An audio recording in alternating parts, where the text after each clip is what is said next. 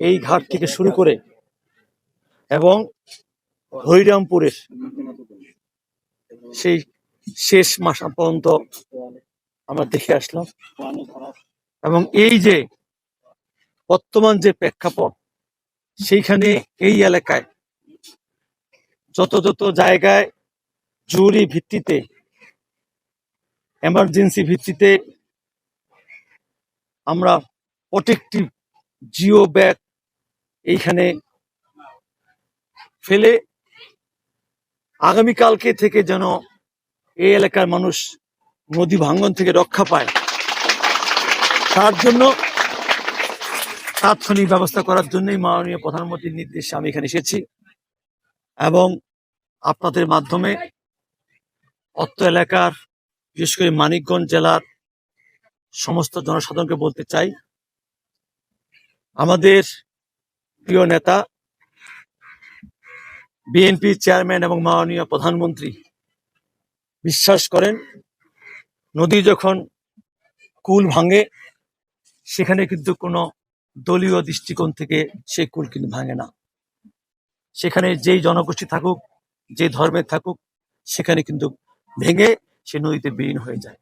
সেই জন্যই আমরা তাৎক্ষণিকভাবে এইখানে এই বর্ষা মৌসুমে আমরা প্রোটেক্টিভ আমাদের বাদ দিয়ে এমার্জেন্সি ভিত্তিতে সেগুলো আমরা প্রতিরোধ করব। এবং এখানে আমি আশ্বস্ত করতে চাই, ইতিমধ্যে আমাদের সরকার, তারেক রহমানের সরকার, আমরা 5টি প্রকল্প হাতে নিয়েছি, যেটা প্রায় 1500 কোটি টাকা ব্যয়ে। এইগুলো আমরা যদি এখানে বাস্তবায়ন করি, ইনশাল্লাহ আগামীতে এই মানিকগঞ্জের মানুষের আর নদী ভাঙ্গন নিয়ে, বর্ষা মৌসুমে বন্যা নিয়ে উদ্বিগ্ন থাকতে হবে না, উৎকণ্ঠা থাকতে হবে না। এবং একটি মানুষের একটি ঘর, এক কাঠা জমি যেন নদীতে বিলীন না হয়ে যায়, সেই জন্য মাননীয় প্রধানমন্ত্রী তারেক রহমান এই উদ্যোগ নিয়েছেন। ইনশাল্লাহ আগামীবার এই বর্ষার পরবর্তীতে আমরা এই যে প্রকল্পগুলো হাতে নিয়েছি সেগুলো আমরা বাস্তবায়ন করব। স্থায়ী পদক্ষেপ কি গ্রহণ করা হবে?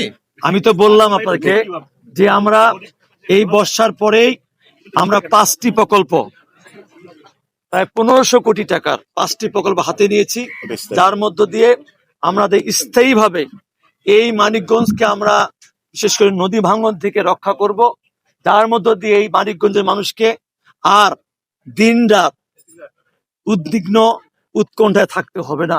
এটাই হচ্ছে তারেক রহমানের রাজনীতি, এটাই হচ্ছে বিএনপির রাজনীতি। আর কোন কথা আছে?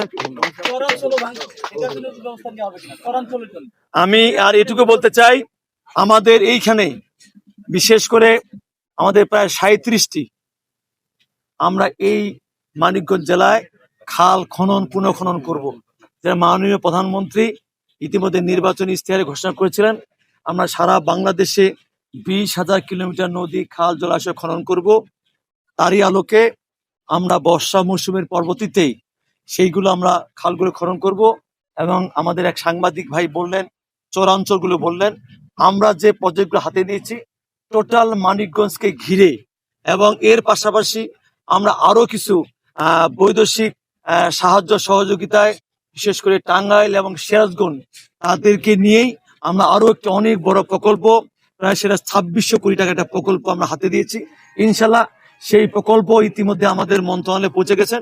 আমরা অল্প সময়ের ভিতরে সেটা আমরা অনুমোদন দিয়ে সেটা আমরা বাস্তবায়ন করা শুরু করব।